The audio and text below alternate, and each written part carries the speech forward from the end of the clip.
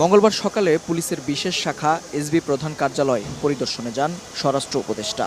ঘণ্টাখানেক বৈঠক করেন কর্মকর্তাদের সঙ্গে। এরপর পরিদর্শনে যান সিআইডির প্রধান কার্যালয়ে। পরিদর্শন শেষে গণমাধ্যমের সঙ্গে কথা বলেন উপদেষ্টা।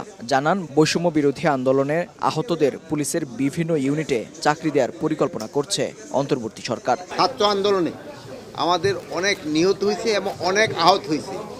আমাদের যা আহত হয়েছে তাদের একটা কর্মসংস্থানের কীভাবে ব্যবস্থা করা যায়, আমরা আমাদের এই ডিপার্টমেন্ট, পুলিশ ডিপার্টমেন্ট থেকে আমরা অলরেডি একটা প্রপোজাল পাঠিয়েছি যে যারা আহত হয়েছে তাদের আমরা কিছু যেন আমরা পুলিশে অ্যাবজর্ব করতে পারি। বিগত সরকারের আমলে মানি লন্ডারিং শিল্পে পরিণত হয়েছিল অভিযোগ করে উপদেষ্টা বলেন, ব্যাংক থেকে কত টাকা খোয়া গেছে তার প্রতিবেদন দ্রুত সময়ের মধ্যে দিতে সিআইডিকে নির্দেশ দেওয়া হয়েছে। বিগত সরকারের বড় সমস্যা ছিল মানি লন্ডারিং। আমি একটা রিপোর্ট চাই যে কারা কারা এটার সাথে জড়িত। এখন আমি ওই যদি ইনভেস্টিগেশন করতে আমার 1.5-2 বছর 3 বছর চলে যায়, ওইটার তো কোনো কার্যকরিতাই থাকে না সেই সময়। 5 থেকে 7 আগস্ট দেশে সরকার না থাকায় অনেকেই দেশ ত্যাগের সুযোগ পেয়েছেন উল্লেখ করে উপদেষ্টা জানান, সরকার গঠনের পর পালিয়ে যাওয়াদের বিষয়ে অধিক তদন্ত চলছে।